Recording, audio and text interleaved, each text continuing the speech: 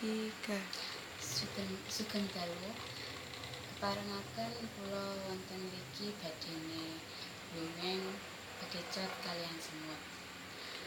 Kula Dinda Meanjarwati saking kelas 2012 B.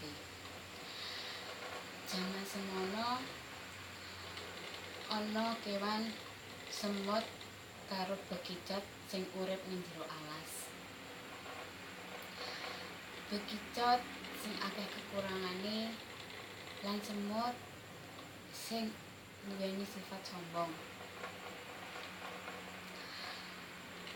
Mendina bekicot nratapi nasepe.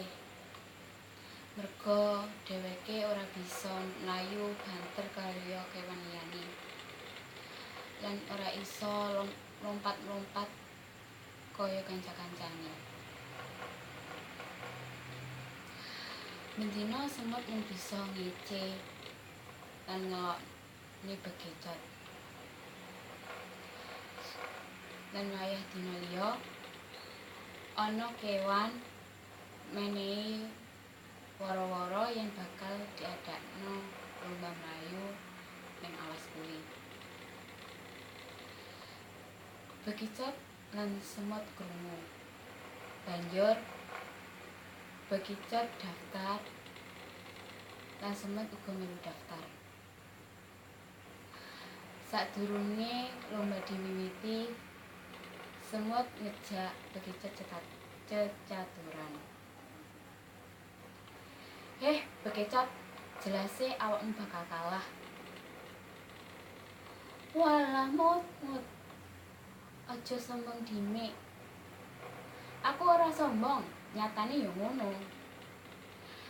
Saben dinane ae awakmu mlakumu ora iso banter. Apa meneh mlayu? Walah. Didelok wae mut. Sopo sing bakal menang? Banjur lomba diwiwiti. Teko tengah dalan, bekicot disalib semut, lan semut muni. Aku dimik yo, Becot. Awakmu ning nggon ae. Bekicot mlayu karo atus kringet.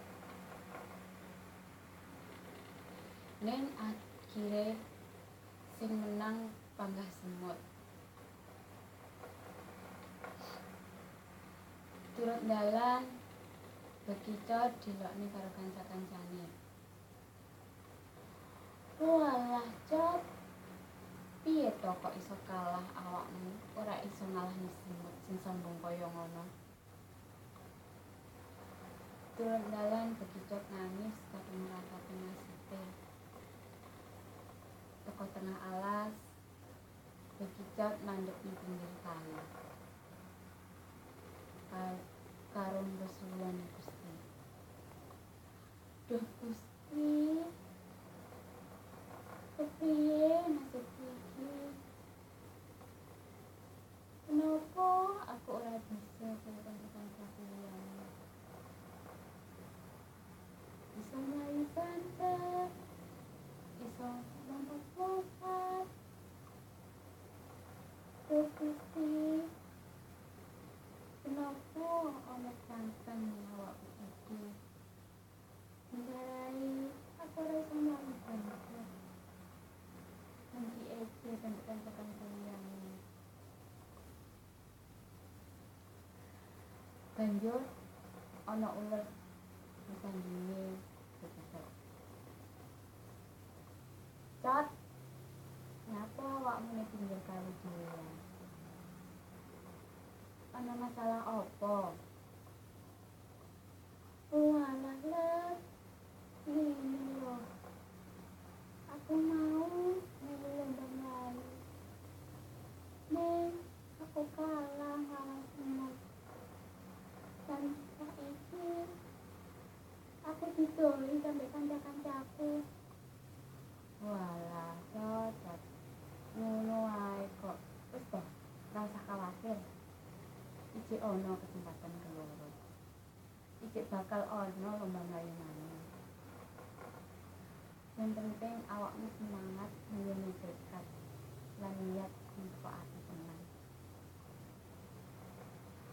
Aja putus asa dini yen durung kok lakoni.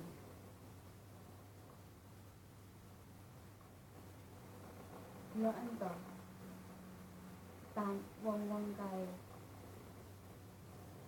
golek banyu mergo ning desane banyu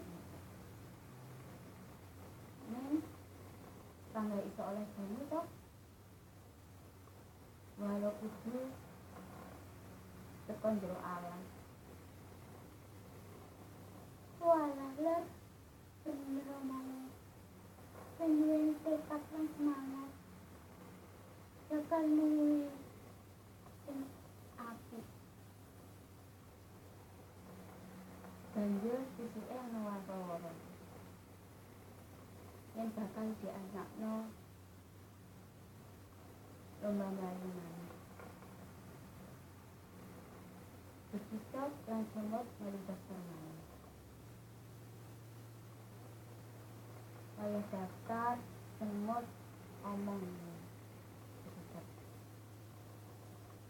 Cap, awak mlayu maneh. Apa sik wani awak nglawan aku? Apa urung duwe kapok? Walah, Mut. Aku duweni semangat. Aku pengen buktekne laku sing awakmu. Walah, kaya mengkono ta.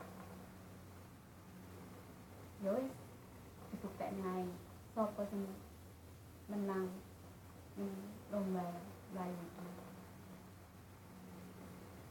Banjur sesuke lomba iki.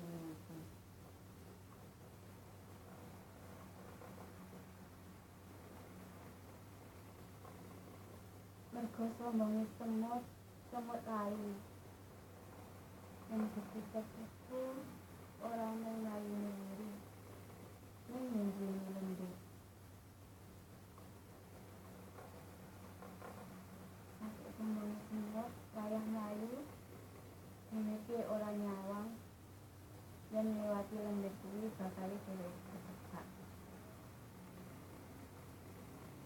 Ya tenang. Semut kejebak ning lembur kejebak. Padahal sakdurunge mari kejebak. Semut kebingungan arep mlayu teko lembur kuwi. Banjur kejebak liwat lan semut galak tulung.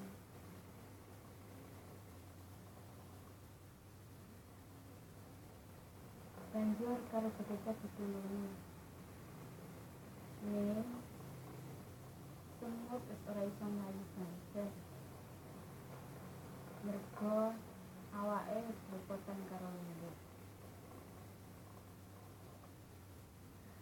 Semut mlayu ngalah-ngalahi kejebak. Mari ngono suwi kejebak wis adoh iku semut. Lan semut ngene kejebak. Banjur sing kok misine kejebak lan pungkasane kejebak menang. Lan semut sadar yen ora oleh sombong sakdurunge weruh hasilé.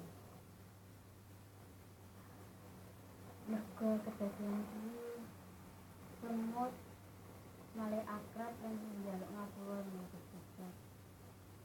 Lan dadi kanca akrab mandi ngapusahe.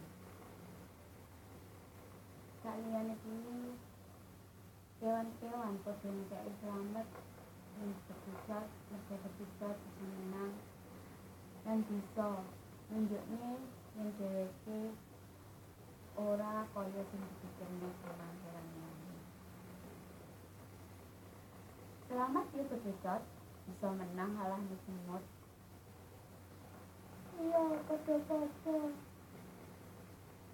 Sepurane sing akeh ya kejebak. Yen biyen aku tau ngarani adine.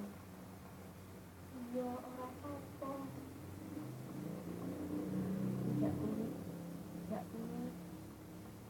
kabeh kewan padha seneng karo sekujur lan padha kekancan karo sekujur. Namung iku dunia saged kula aturaken menawi enten